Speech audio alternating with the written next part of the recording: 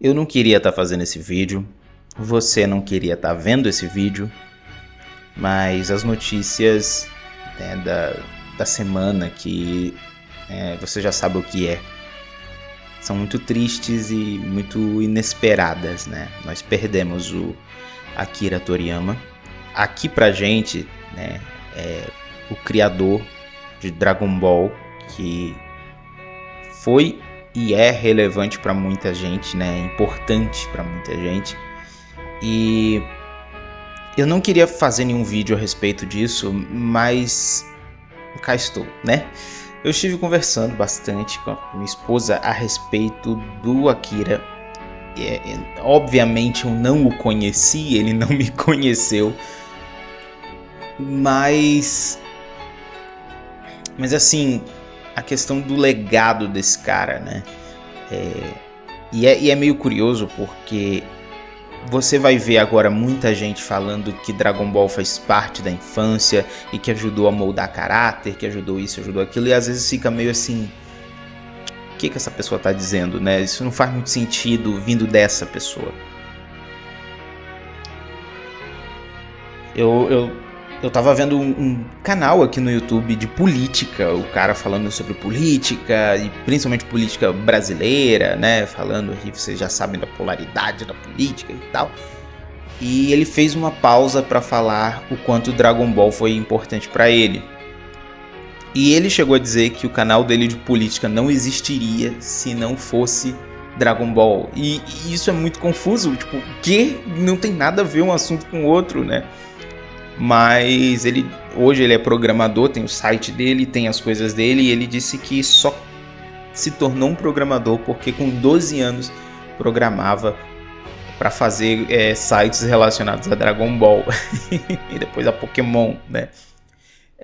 Eu sou desenhista, né? E eu não nasci pronto, né?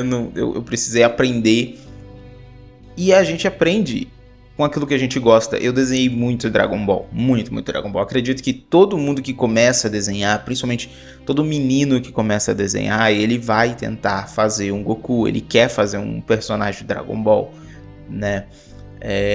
Então, assim, isso tá muito enraizado. E aí, assim, muitas pessoas falando sobre suas histórias, né, compartilhando momentos que tiveram com a obra do Akira Toriyama, e eu tenho alguns pensamentos, assim, eu tenho algumas coisas que são muito relevantes para mim. Eu nasci numa favela do Rio de Janeiro, né? A gente não chama a nossa própria casa de favela. Os moradores, inclusive, se incomodam quando chamam de favela. Nunca achei que fosse, até eu sair de lá e ver o mundo diferente. E aí, quando eu volto para casa, parece muito, né? Tá muito mais próximo da visão geral de uma favela. Então, assim, o crime, né? Vocês sabem bem o que é. Não quero deixar o YouTube com raiva de mim aqui por usar algumas palavras, mas assim, eu vi muitos dos meus amigos de infância indo por esse lado. Alguns morreram, né? Vítimas dessa guerra. Alguns eram, inclusive, parte do problema, vamos dizer assim, né? Alguns estavam mesmo envolvidos, outros não, só foram pegos ali no confronto, ou foram enganados, né? Pegos por engano. E as minhas chances de estar no meio disso, elas foram muito grandes. Então, assim, eu digo sem medo aqui agora que eu não me tornei um bandido, um traficante por causa da arte, né? A arte mudou os caminhos, assim, de quem eu podia ser e de para onde eu iria. É claro que não foi a arte somente, né? Eu dei muita sorte, eu sempre falo isso, eu dei muita sorte de ter nascido numa família com um pouco mais de estrutura, né? Eu tinha minha mãe, eu não conhecia meu pai, mas eu tive meu padrasto, então eu tinha uma certa organização dentro de casa, nunca vi violência doméstica, nada nesse sentido. né? Então, assim, eu dei muita sorte de ter conseguido uma educação decente, né? Minha mãe me deu educação. E eu não tô falando de educação formal, eu tô falando de educação de ser educado, de conseguir conversar com as pessoas, né? Meu padrasto e minha mãe se esforçaram. Hoje eu sei o quanto eles se esforçaram para pagar o meu curso de inglês. Eu sei disso porque eu já trabalhei numa escola de inglês e eu sei que para nossa realidade lá atrás não era possível financeiramente, né? Mas eu aprendi inglês e assim, sempre muito, muito bem assistido, né? E eu gostava de desenhar, então assim, minha mãe gastou fortunas que ela não tinha comprando papel, comprando caneta. Eu lembro que a primeira vez que eu pedi uma caneta Nanquim para minha mãe, ela custava R$8 na época, depois foi ficando cada vez mais caro. E a minha mãe assim, mas por que você precisa de uma caneta de R$8, né? Meu Deus, que caneta cara. Depois ela foi para R$11. E eu falava, não, eu preciso para poder fazer esse desenho melhor, para poder chegar nesse resultado. E minha mãe, tá bom, tudo bem. Eu imagino que assim, se isso aqui vai te tirar da rua, se isso aqui vai te deixar em casa desenhando, então eu vou pagar R$8, eu vou pagar R$11, eu vou pagar R$70 numa caneta, né? E muito do que a gente fez na infância, eu digo assim, eu e outros artistas que eu tô vendo aqui postando, tem uma relação direta com Dragon Ball. Então, assim, se eu não me tornei um criminoso, muito disso é legado também do Akira Toriyama, né? É doido pensar que um cara do outro lado do mundo tenha conseguido influenciar a gente tanto assim, né?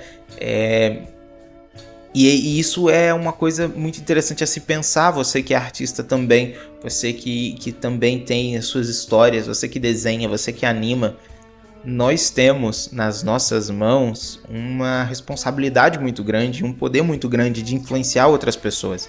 Longe de mim querer dizer que eu ou você ou que qualquer que seja vai substituir o Akira Toriyama. Para mim essas pessoas elas são insubstituíveis mesmo, mas a gente pode seguir, né, o exemplo e o legado que essas pessoas deixam, porque assim, muita gente infelizmente morre todos os dias, mas essa comoção ela é guardada e destinada a pessoas especiais. E são pessoas especiais que a gente nunca viu, né? A gente se relaciona muito com a obra, né? Tem imagens aqui que eu vejo na internet agora de crianças levantando a mão para fazer a Genkidama pro Goku, né? Toda essa jornada, a abertura de Dragon Ball GT sendo tocada em casamento. Então, assim, é uma coisa que realmente marcou, né? E eu não tenho como dizer qualquer coisa aqui para além de obrigado pelo legado, né? Pelo que ele deixou pra gente. Mas eu gostaria de convidar você justamente para essa reflexão, né? Do quão importante é esses desenhos de homem forte, musculoso, lançando poderzinho que a gente sabe fazer e que de repente a gente deveria olhar para isso com um pouquinho mais de atenção, com um pouquinho mais de cuidado e pensar na responsabilidade que é influenciar outras pessoas, né?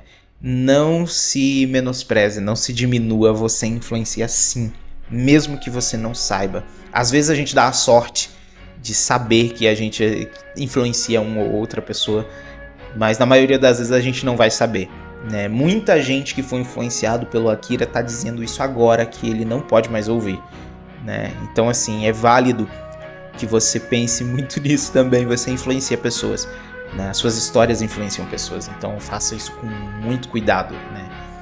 E é isso, agora a gente vai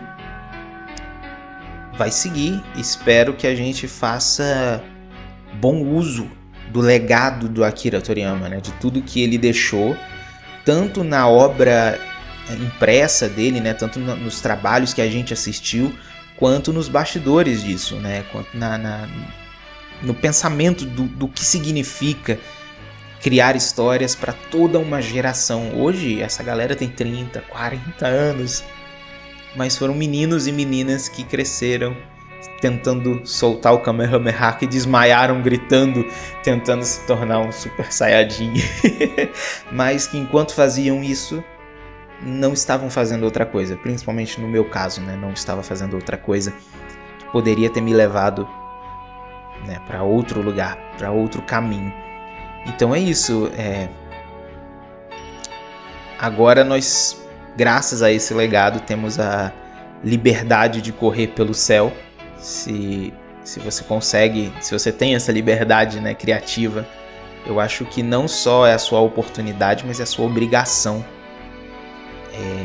entregar isso para o mundo, né? Tornar esse legado vivo, manter essa corrente funcionando ali, passando essas mensagens. É isso, estamos sem Akira. Quem é que vai nos dar a mão para fugir dessa terrível escuridão? É isso, gente. É um vídeo mais pra baixo mesmo, não tem como isso ser alegre. Valeu.